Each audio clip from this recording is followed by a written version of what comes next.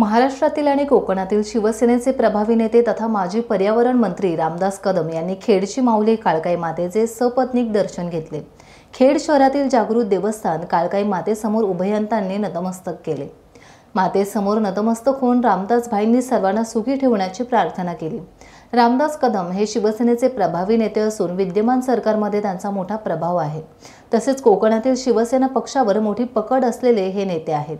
नवरात्र उत्सवानिमित्त रामदास कदम यांनी अनेक ठिकाणी जाऊन देवींचे दर्शन घेतले आणि अष्टमीला खेडची माऊली काळकाई मातेचे सपत्नीक दर्शन घेऊन मोठे ऋण मानले।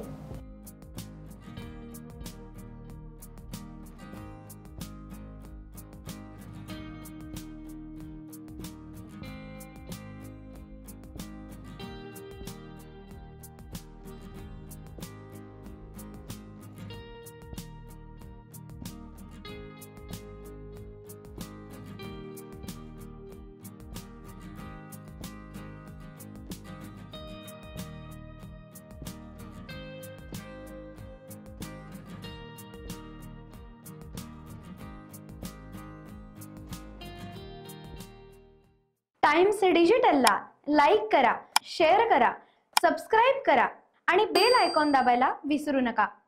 Times digital.